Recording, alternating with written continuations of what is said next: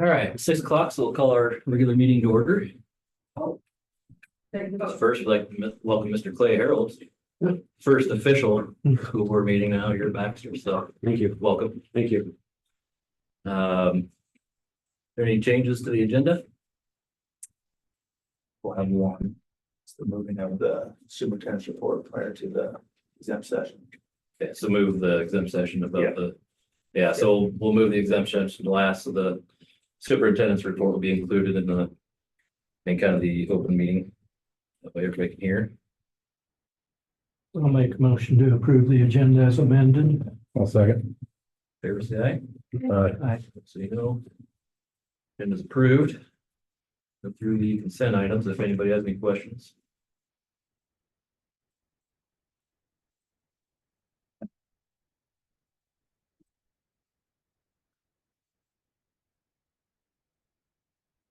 You have something there? Just had a note in there that. We'll wait. Okay. This one, wait a minute.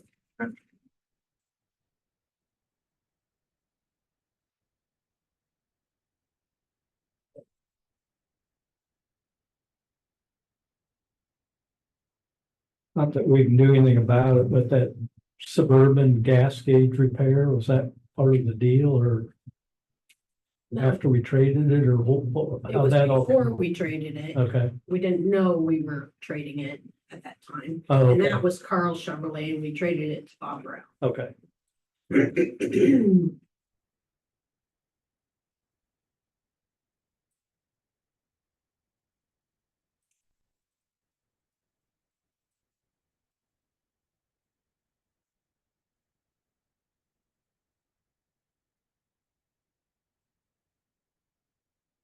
So any questions on the consent items? What are all the refunds on the line?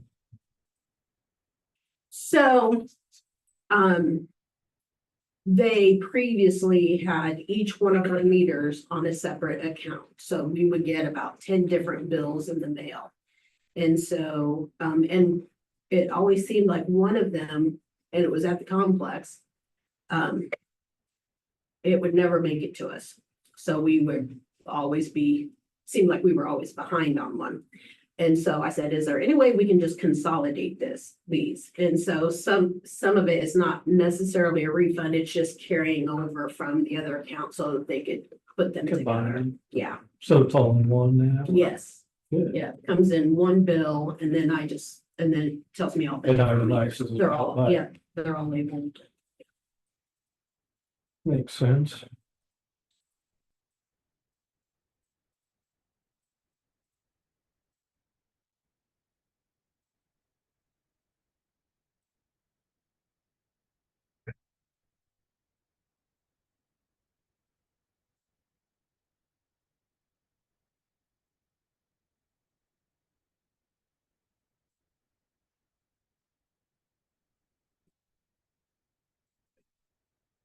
That's all. That's okay. I'll make a motion to approve the consent items. Second. All those in favor, aye? Aye. So no, said items have been approved. Correspondence? Yep, so we have a couple of donations. The Baxter Rec committee and their group chose to donate $1,000 towards the new bleachers that we're gonna get in the East Gym. And that's along with their annual donation that they just started of $2,000 for a total of $3,000. So that $2,000 goes to help us with supplies and consumables that they may use when they use the facility.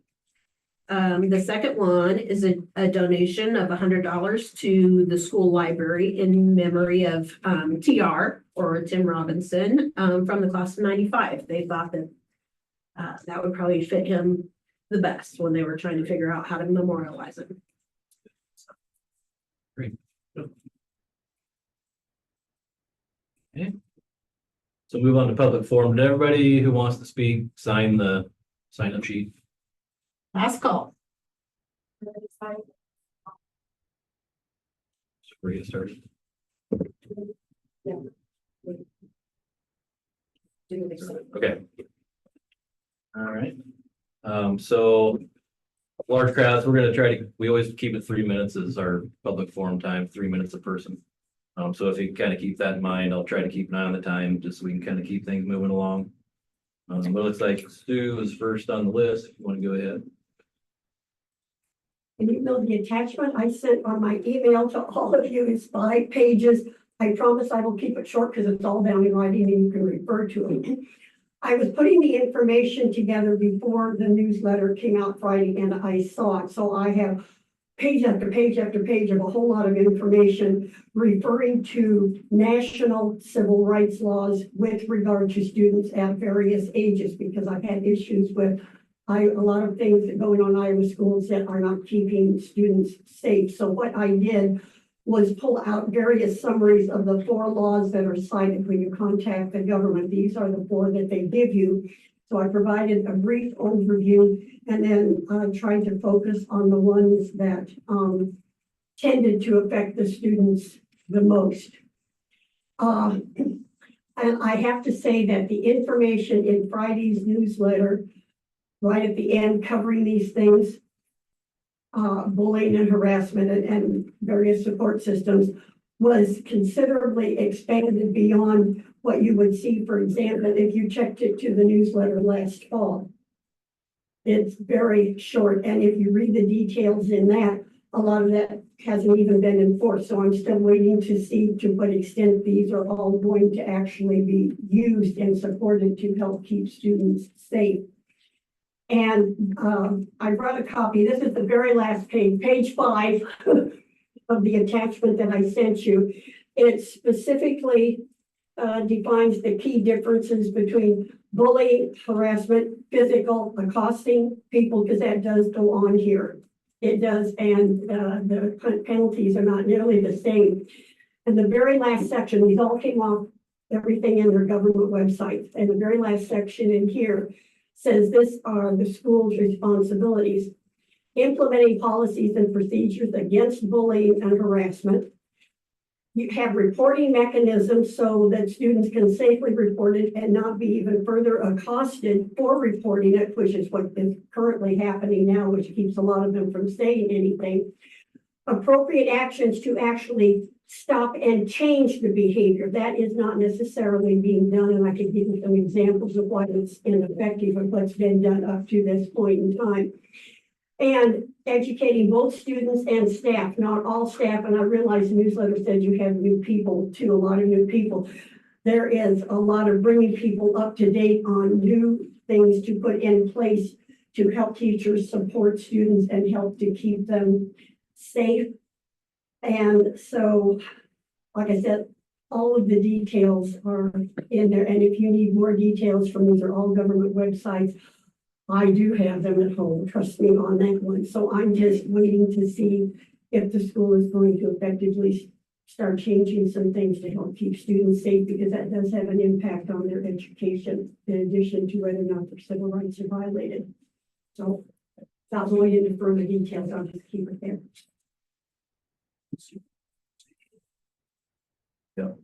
Just a reminder, within the public forum, your comments do create a public record, so defamatory comments can be subject to legal action. So please refrain from using specific names and rather positions instead. So is our next one. All right, so Avery.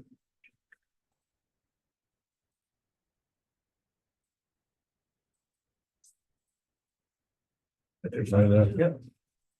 Okay, so. Very beginning. Yes. I want to start by saying that Coach Jan Toon has never used derogatory, negative, or harmful coaching tactics once in the 2 years I've played with him.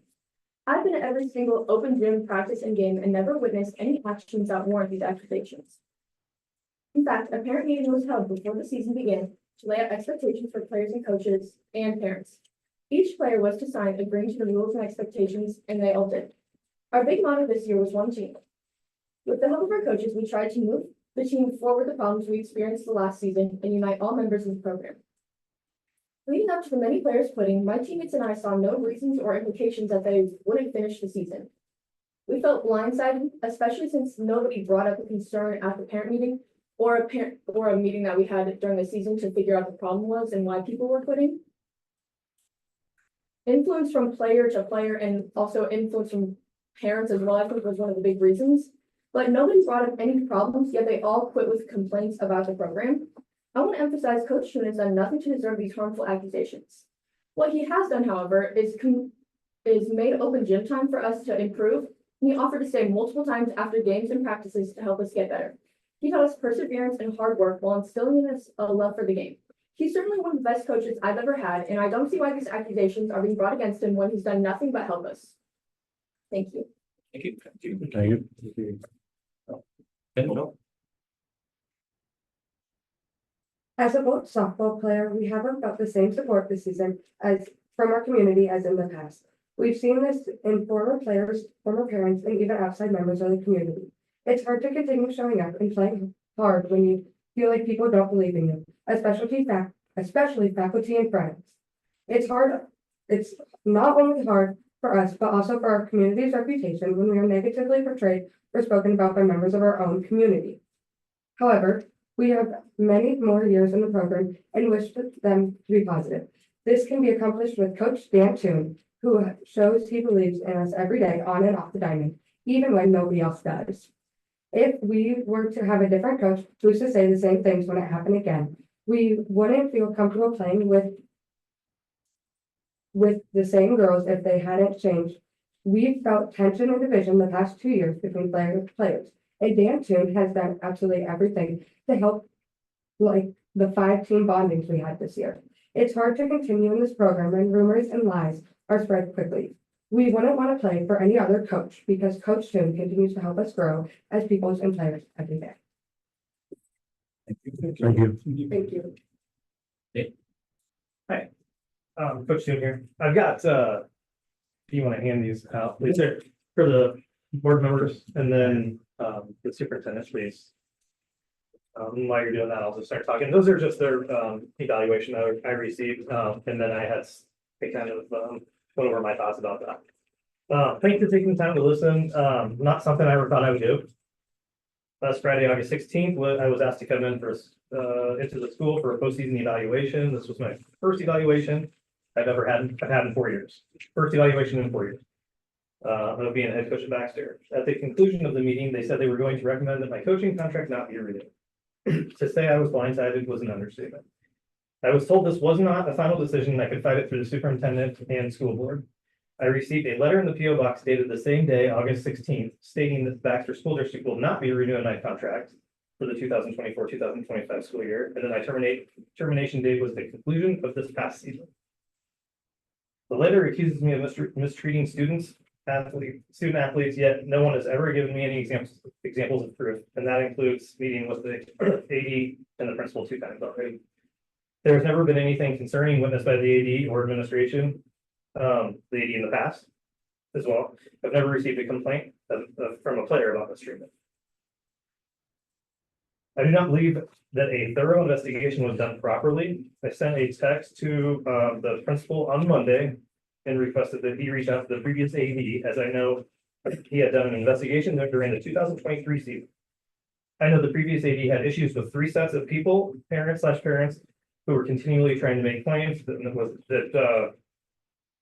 they were trying to make claims with nothing to back it up. He then told them to stop. Unable to reach the superintendent, I met with the AD and principal again today, Wednesday, August 21st, to discuss their lack of investigation and major concerns with the evaluation. I asked today why they haven't talked to my assistant coach, coaches, or parents or players of the current roster. I was told by the principal that he had a phone call with my assistant, but not until this morning. I'm frustrated. I had a letter stating my employment date was over August 16th, but no one had talked to my assistant coach until this morning, the day of the actual school board meeting. If I was mistreating players, my assistant coaches would have witnessed it firsthand, along with players and current rosters who didn't have a voice until today as they requested their own meeting. I opened up practices to administration and parents, but none of those concerned parents ever attended. If I thought my daughter was being mistreated, I sure as heck would have been one of the parents there. I was also told by the athletic director if he had concerns from any parent that he would send them to me. This did not happen. in conclusion, I appreciate your time. I hope that you can see that at the very minimum, this should be tabled so we can do a thorough investigation. And I just hope that the truth comes out. Thank you. That's it, okay. Well, we'll move on to our business items, so we will move on to our grant opportunities with Natalie, who was nice enough to join us tonight. Tell us what she's been working on. Natalie Mormon, for anybody that doesn't know me. And I actually am a volunteer on the Baxter Chamber of Commerce and the Baxter Hometown Pride are two of the committees that I'm going to talk about tonight very briefly. Why I'm coming to you is to make you aware, so keeping that transparency of what we're doing because it could allow you the opportunity to be involved in the near future. The first one is actually related to the chamber. You might remember through possibly posts if you watch Facebook or you see visuals on Main Street or you see bike racks and trash cans. That was Main Street Beautification Phase 1, and we had that funding through a grant that we wrote through the Jasper County Community Foundation. And then we decided to write a new grant in the spring. So about the time we had the joint meeting, I had to submit it. We received that grant through Jasper County Community Foundation for wayfinding signs. This is where you come in. In my suggestion, I recommended that we have a wayfinding sign, and I'm going to use, visualize this, the Thatcher Road, West Avenue. Okay, through much of the community feedback that I got, it seemed like that is a road that everybody travels to go to the sports complex. So that's why I placed it in the grant. It doesn't mean we have to do it at the end of the day. The other place that we were looking at is somehow doing something in the business district. So there is to give you a visual, there is a signage actually in the bike trail area. It has a roof over it. So it's when you enter the parking lot. I'm working with that team, Carrie, and the county foundation to see if I can replace the map. And I'm working with the city maintenance guy on those two details. We also are trying to be thrifty and see if our dollars can be used for a third sign. And we're wondering, do you have any thoughts? Is there any school needs for a wayfinding sign? Like at the end of West Avenue, so it's near the sports complex area and it could guide people back to the business district or gas. Over here on East Avenue to tell them to come to the school. Is there any needs that you can think of? And you don't have to answer that question right now because I know I'm limited on time, but if Corey has and Julie for sure have my email. People know where I live, find me because I will be ordering signs by probably the end of the month. John knows too. So if you have a specific location, I would like to know that. And if you think something other than sports complex should be on the one at the by F-17, please give me that suggestion too.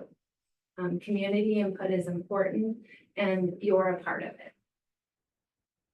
Second phase for Hometown Pride.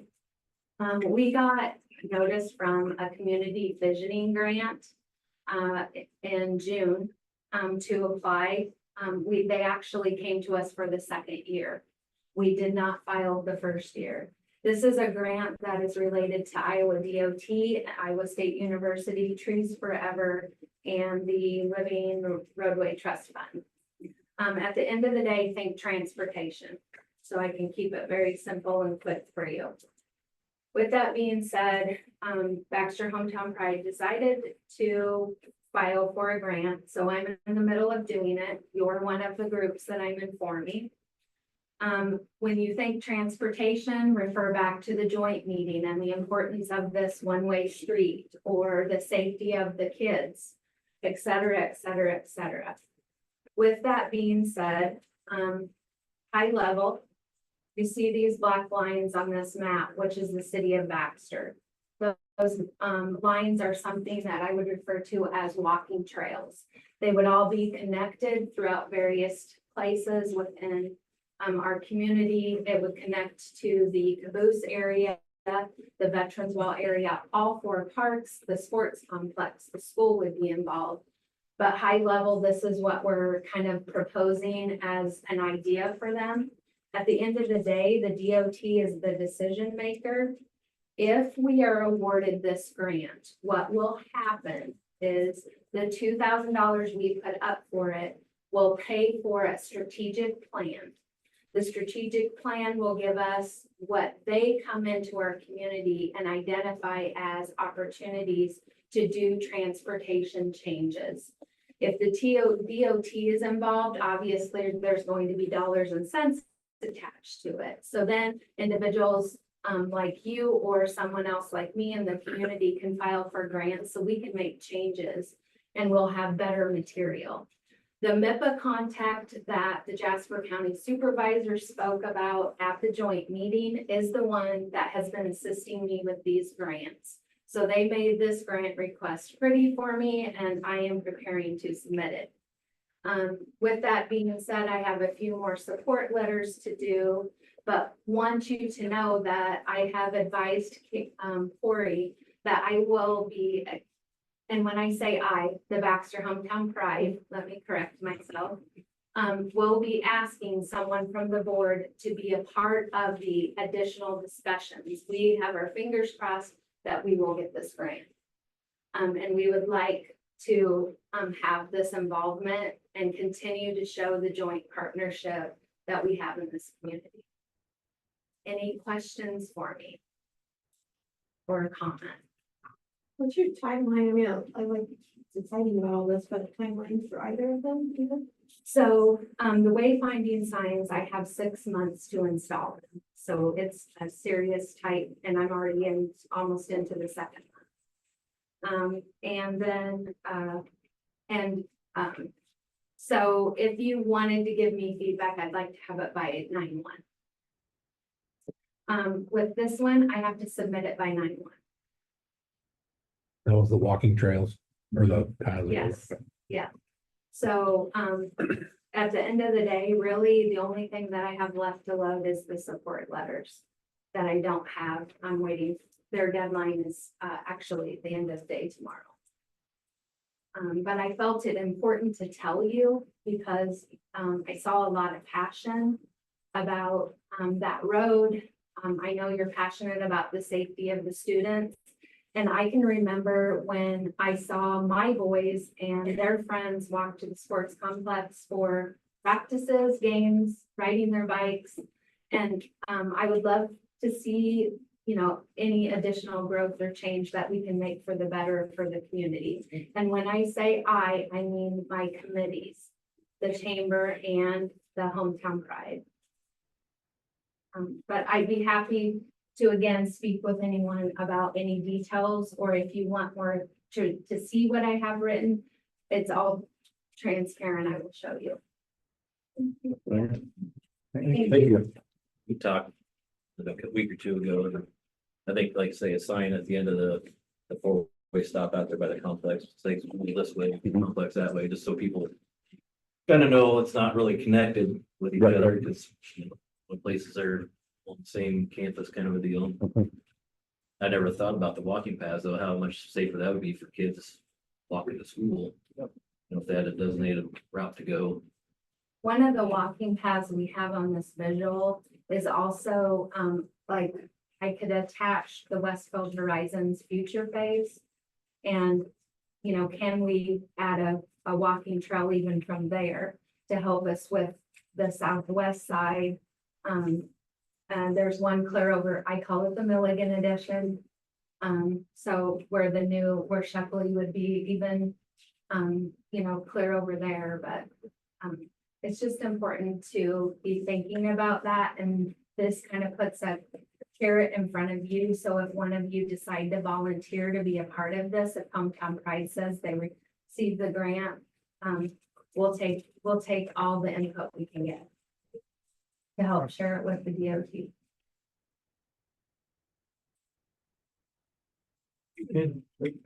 Appreciate all the work you guys. Thank you. All right, go on to principal's reports. Want to go up first?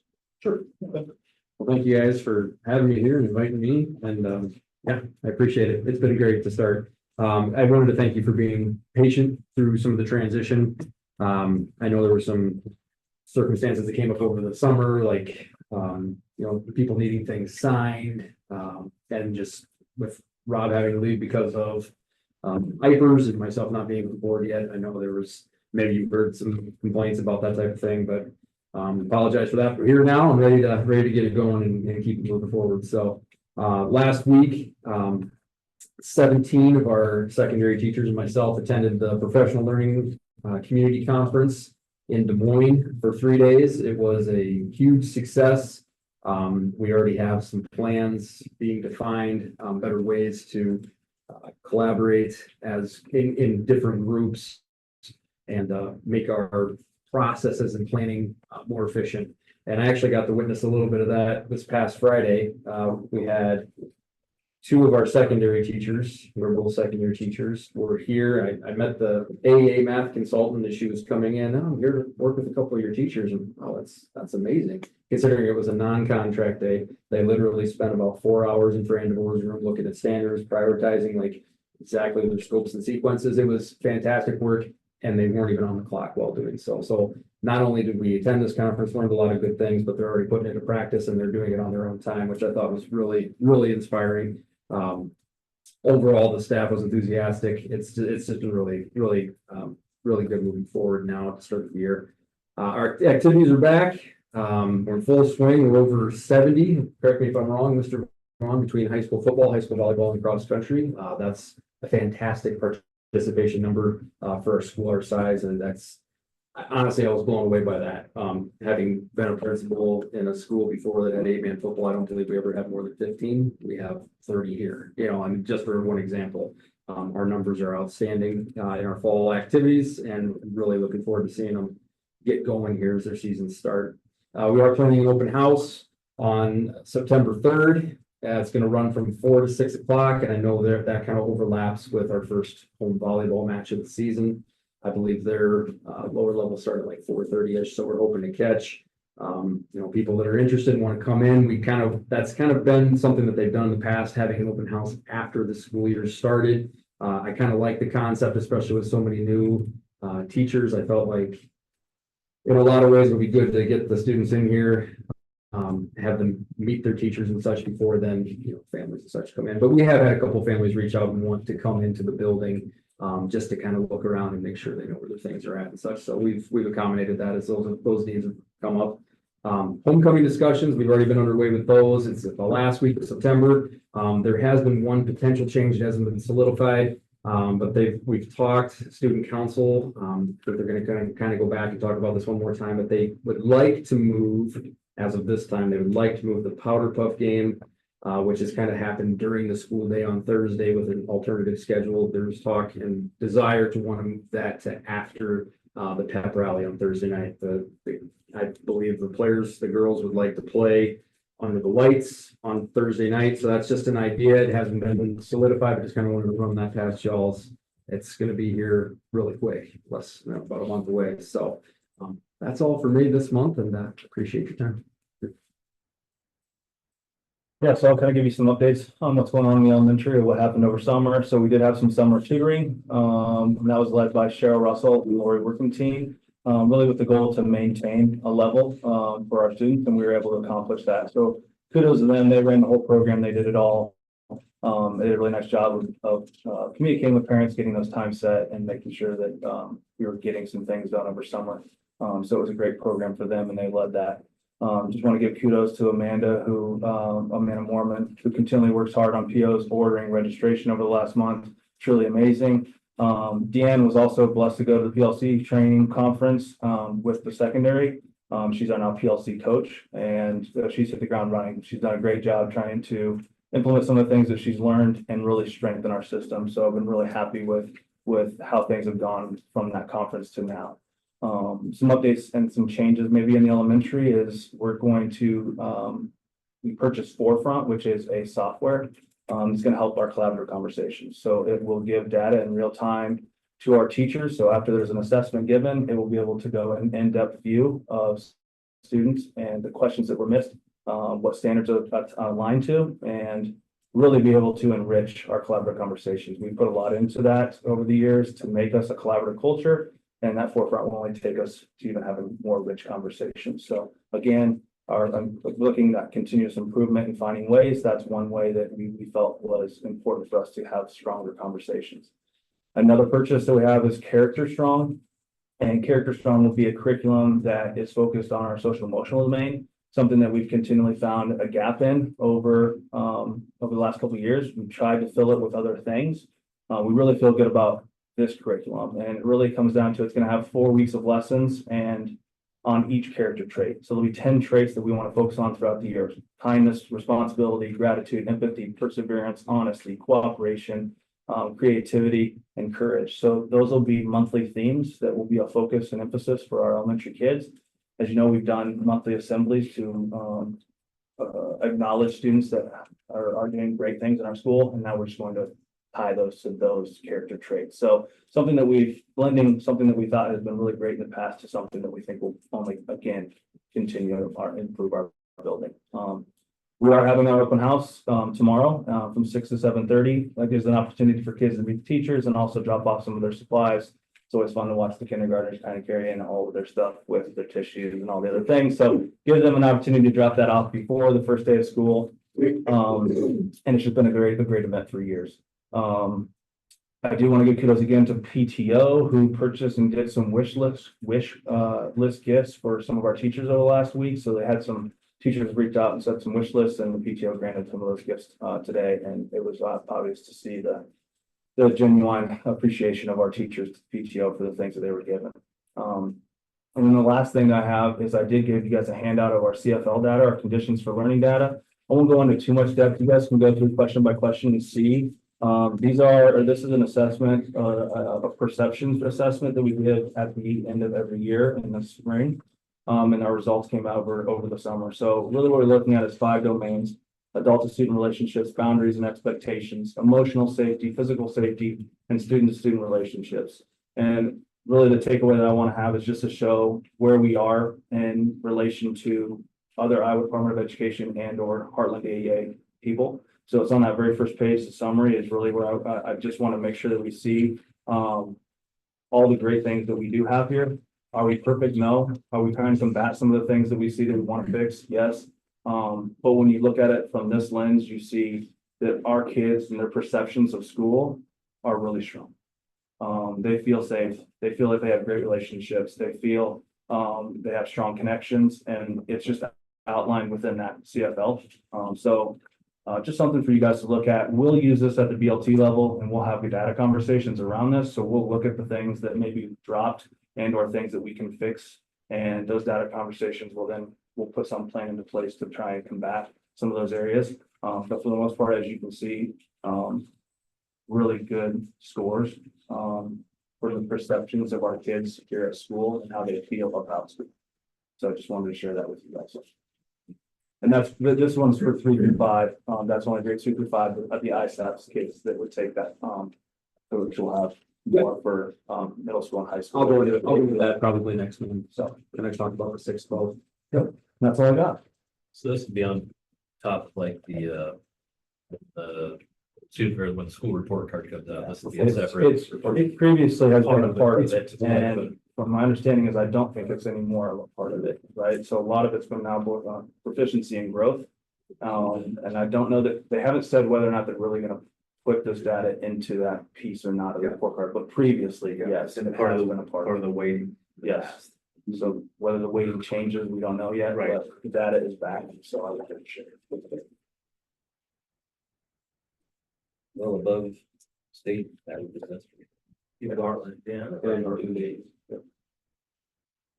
Pretty good in that.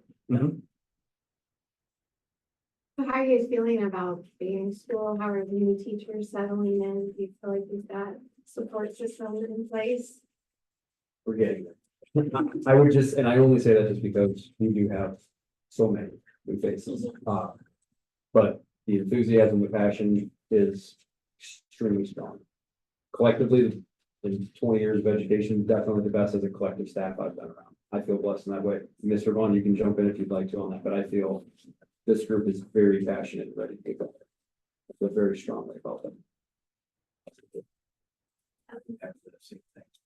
Going around talking to teachers the last 2 days, energy level, enthusiasm, just eagerness to get started is very high. And not only that, but we are one of the, with the amount of hires we had to make last year for all of our teachers to be highly qualified, state certified in their content areas is exceptionally rare. Principals I've talked to at different schools either have, or openings currently still, or they have conditional licenses on people that they just hired because they couldn't find anybody else. And then they worked with the state to get a conditional in that content area. We have highly certified, highly qualified teachers in every content area. So that's also very rare. You guys are great. Yep, thank you. Go ahead. I was just gonna say, at the elementary level too, I feel like we have a really strong team. And maybe the strongest it's been. And we always were trying to build toward that collective efficacy. You'll hear that throughout the year. But I do really feel really solid about where we are as a team and our belief in each other. And I'm excited to hear about the new software and program. Are those things you'll have to pay for again, like a rescript? So then the question would be, how will you evaluate its effectiveness and if you want to continue to use it? Yep, really that's gonna come down to me and Deanne, and her whole entire job really is to step into those collaborative conversations and make sure that is being used. Not so an accountability piece, but it's a piece that we want to make sure that this is something that we believe in. We've looked at our data and said the one piece that we can really improve on in our collaboration is using data to make better decisions. I feel like we've had good collaboration, but we want to take it to the next step, right? We're always continually trying to find that next thing.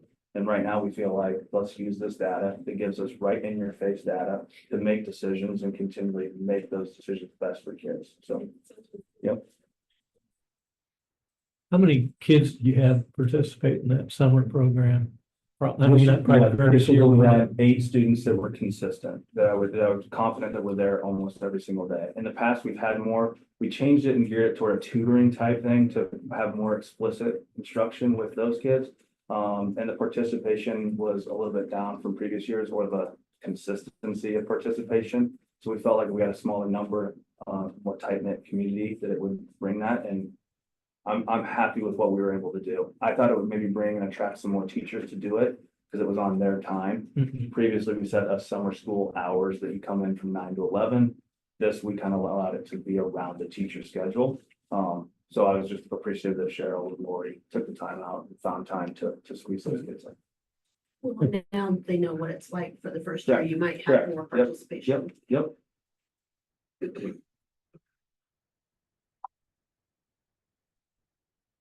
Questions? I'm ready for school. Let's roll. Get 'em going. All right, move on to the board policies. Talk about that, do No. Just keep. We're in a process of doing some review on the 400s to 600s. Julie's graciously taken back on the role of kind of housing those policies. I don't know if you remember, but you had a shared HR position the past couple of years, and so it had kind of shifted to that person, and so we had to move it back as we're not sharing that position anymore, and so it's been Challenging. that's good. It's been a challenging process with some duplicate policies and some different things that we'll have to change in there because of legislation and just kind of almost reviewing, for lack of a better word, everything that's in there. So we'll probably, like she recommends in here, an additional month to review. If we do find edits, and then a second reading and go from there. So it's been a kind of a mix of bringing it back under housed at Baxter, I guess, because it was kind of not, and then cleaning things up. So That's kind of where we're at with those policies in the 400s to 600s, and the 400s and the 500s are extensive. You know, those two series are extensive, so it's not a simple process or a quick process. Just gonna take a look at those as we go. Yeah, on the facility, Yeah. transportation. Well, I want to thank the custodial staff first and foremost for their work this summer. We are still finishing a few things here tomorrow before students come. We did have Midwest Foundation Repair complete that work on the concrete for the library. They came out a couple of times. That's where the first one was a little rough, so we called them back out and they made it a little better. So that is repaired. Tri-State Lock was here today. They've installed new door handles as part of our safety grant.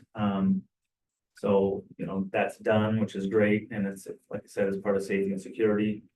The bleachers will have installed over spring break. And the electric for the sign, we're still waiting on a bid for.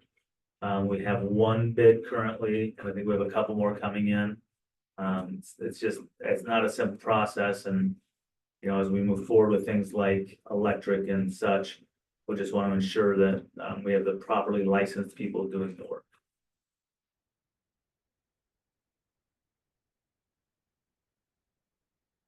Was that something Bill was gonna do originally, the electric or? That was possibly brought up as an option, Okay, but it's probably beyond. a little more in Yeah, depth. Okay. With something like that, we That's fine. certainly want a licensed electrician doing the work for it. Yeah. With adding the panel and the rest of the work that's involved with it, I think. It's more involved than I thought it was gonna be. Correct, yes, yeah.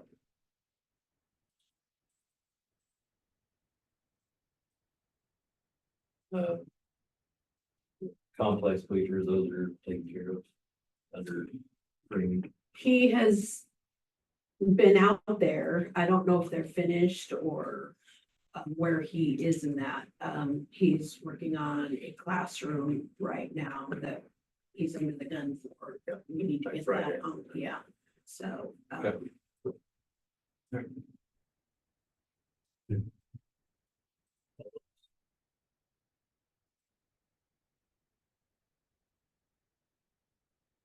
Okay. We would open enrollment. Now, Yeah, most of this moves into the district, so it's a situation where they'd have cause. Keep in mind, we have deadlines back in place, so if it's past the date, they have to have cause. A move is always cause. Also keep in mind, IO Connections Academy and other accredited online schools for the state do not have a deadline. So a kid can open enroll into one of those schools any time of the year without cause.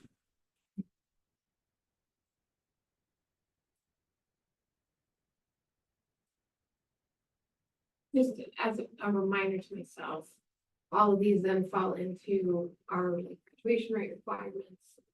All of those things, is that correct? What do you mean? Because they're in our district, we would be responsible for if they're enrolled in their school. Correct. Okay. Yes, yeah. And also understand that with the exception, I think, of two, it's not money lost because it was not money we ever had. Because they were residents of another district, moved into ours and have open enrolled out. So we've never seen money for those students.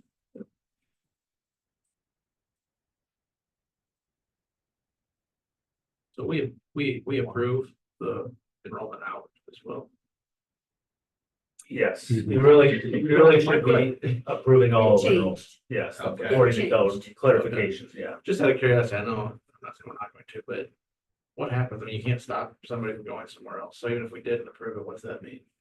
Nothing. Yeah, I'm not saying we did. I'm just curious, like how we even have a Yeah, well, say so in this. it's just for record keeping, to be honest with you, and to ensure that, because we're going to receive the funding for these kids. Yeah. We will actually get a little bit of money because not 100% of the funding follows the kid. So we receive the funding and then Julie has to pay those districts as reported. So really it's for reporting purposes more than anything. It's really to be sure that the kids don't fall through the cracks. Yeah, Because you'd be sure. shocked at the number of transients that just go from place to place to place. So if we don't report them out and another school report them in, then one of us errors out and then we have to go track it down. So this is sort of a pre. Checks them out. Yes. Yes. And there are, I heard of recent examples of kids that are being refused now with the deadline back in place. Oh, yeah. being Yes. refused out. Yeah. So there are others. Yeah. And when the, Well, most districts will not allow it out unless, remember, we're back to the old application where there's about 8 causes you can have. A move is cause, so you really can't deny it. Yeah. Because according to open enrollment law, they have the right to do that. But if in December, somebody wanted to leave Baxter. Correct. just because. If they didn't fill out a form for cause, you'd have really no reason to approve it.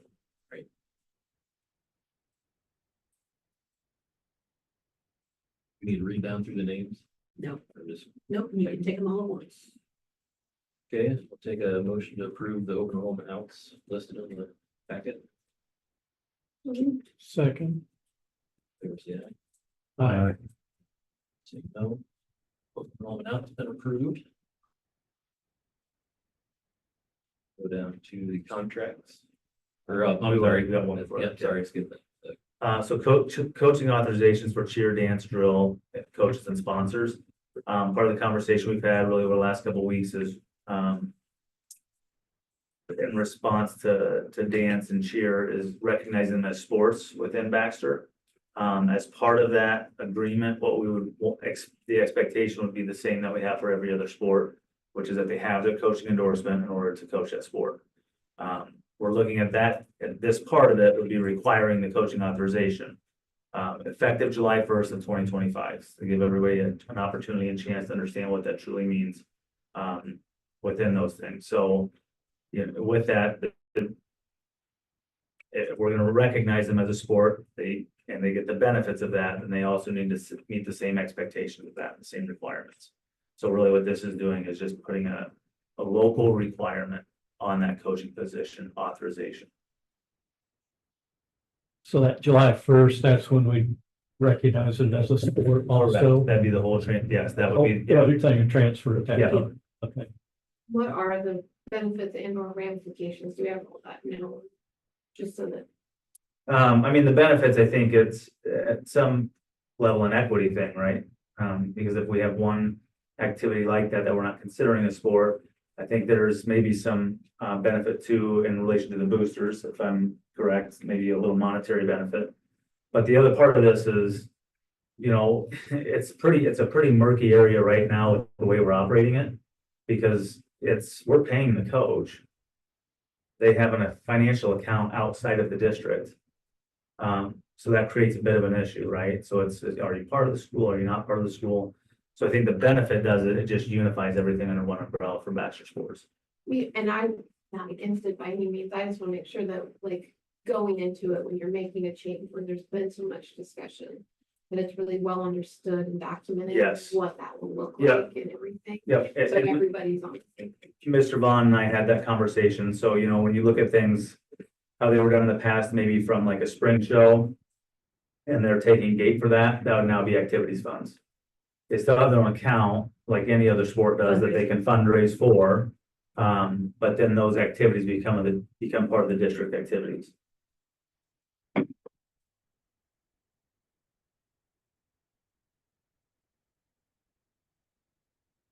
And I'm trying to reread through here. Is it, if there's multiple coaches, do they all have to have? Yes, this is a blanket. Okay, Yeah. just make sure that. Treat like every other sport, yeah. Okay. Part of this stems from the nature of the stunts and the jumps and, that kind of thing that they're expected to do now. By having a coaching authorization, they have to go through some basic supports, to help with first aid and things like that, so we just felt it was in the best interest of the district to require that. And I just, again, I think it's good to have it all clear and make sure everybody's on the same page for the people that would eventually need to roll in and participate in it as we move forward. And I think, like say with current coaches, it's been discussed. And if in 3 years, we need to hire a different coach. I mean, that's just gonna be. I expect. It's just being normal Part of that, expected. Yes. So right now, we're just approving that we're not approving the sport yet. Or would that just be automatically next July? Yes, it would be Just kinda- automatic Yeah. if you approve the Now we licensure. just want to make Yes. sure they're Mhm. licensed. All. Okay, so we have a motion to approve the requirement of cheer and dance coaches need to be licensed as coaches. A motion to approve licensed coaches for cheer dance. Second that. Fair say aye. Uh, Say no. Been approved.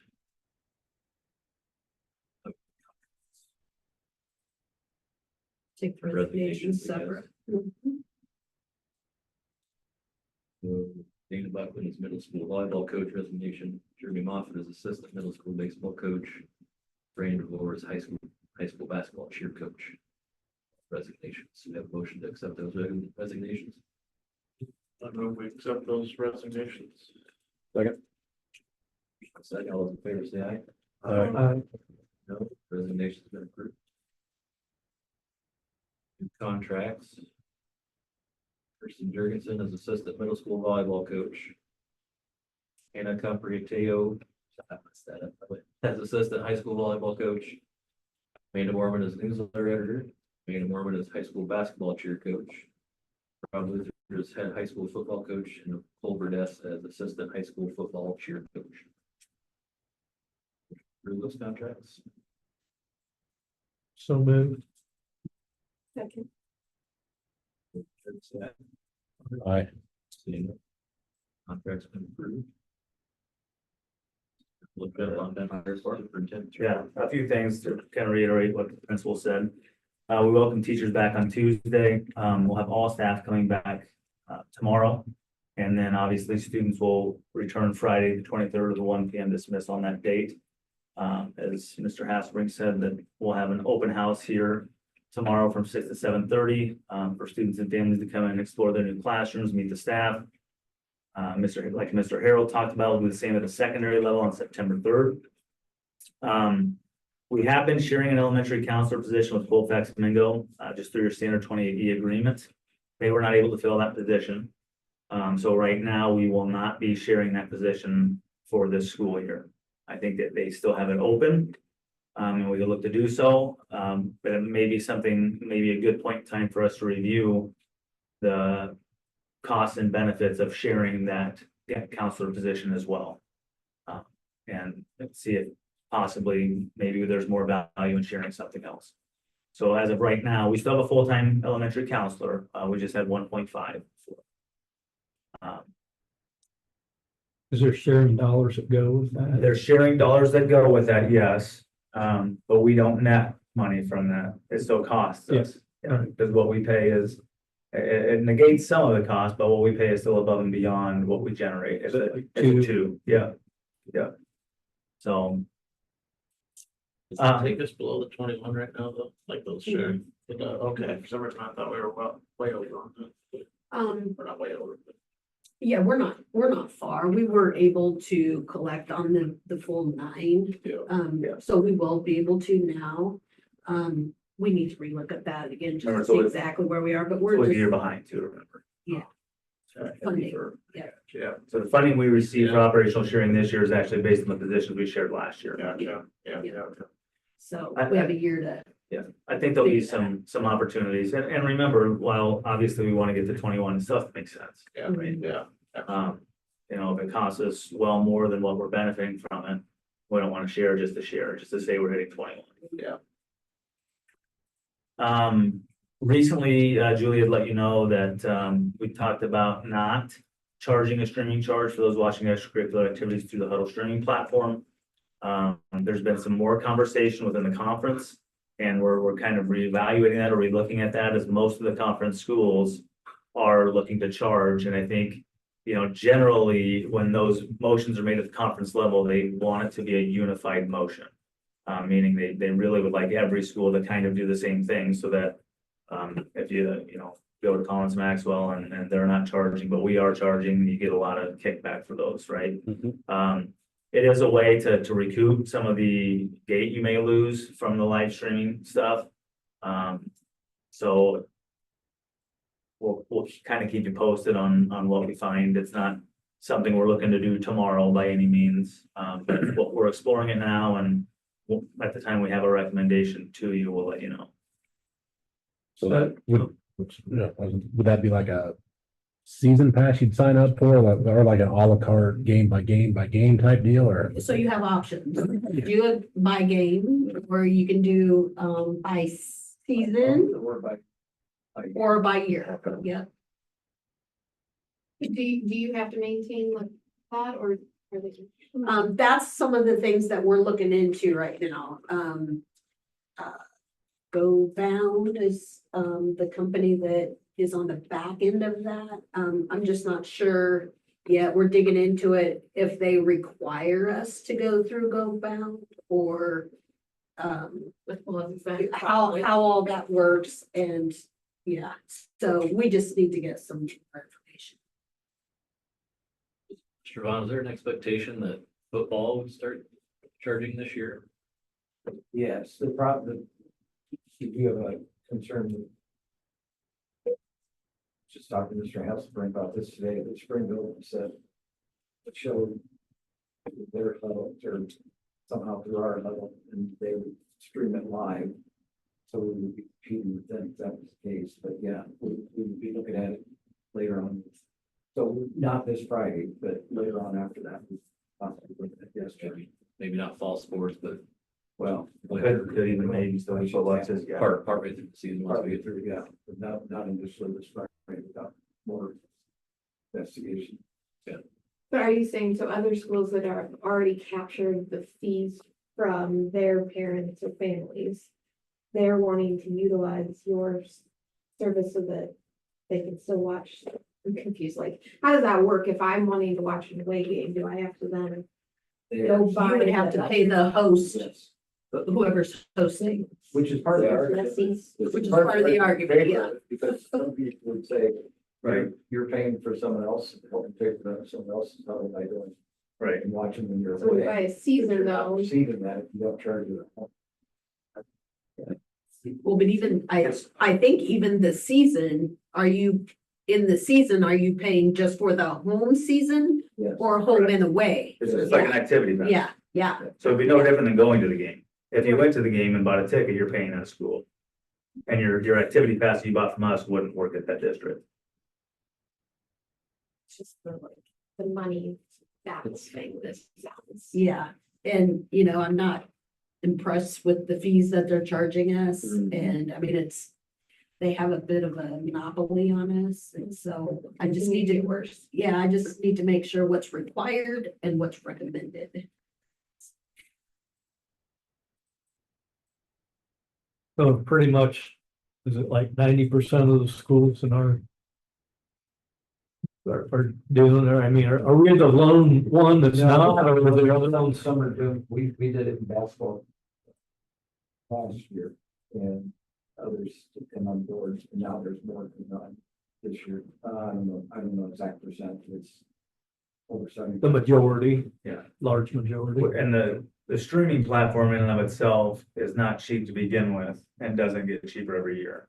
So I think a lot of districts are utilizing it as a way to offset the huddle platform itself. It's upwards of $6,500 a year plus the loss of gate, yeah. Yeah, I'm gonna guess there's no way to see is the visitor buying that game, or is it somebody from our community buying that game, unless you go probably line by line to check names. I mean, it probably I doesn't. think we would actually have to ask Go Bound for that information because they're the ones that are operating that on the I'd just back be end. curious to see if more visiting teams buying Yeah. a game or.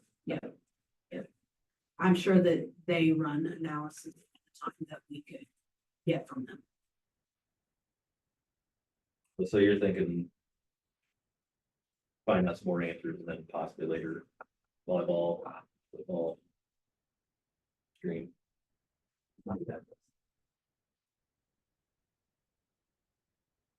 Do we have an idea of what we charge? There was, boosters had a recommendation the other night, I spoke to those numbers. Yep, I have, a sticky and drop grab real quick. That was just the two gaps in there. Like, it's really, you guys were gonna do. Yeah, I didn't know if there's data from other schools. I was gonna say, how about school to school? Is it pretty consistent or not, or? Then we try to make basketball admission all the same across all the conference. Raise like $1 to $6 or something like that. We did raise it. Product's good. Yeah, that's, I was thinking like. It's a good Uh, product. so- Pay for it. We were at $8 an event, $20 a month, or $100 a year. Boosters recommended $10 an event, $50 a month, or $150 a year. That'd be for any home sport that we would host. Correct. And where we fall in is you're basically paying like for an activity ticket, right? So an activity ticket costs $100. So that's where we were getting the $100 for the year.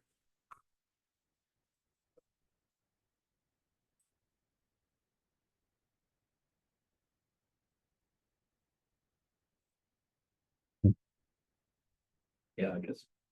We figured out. So,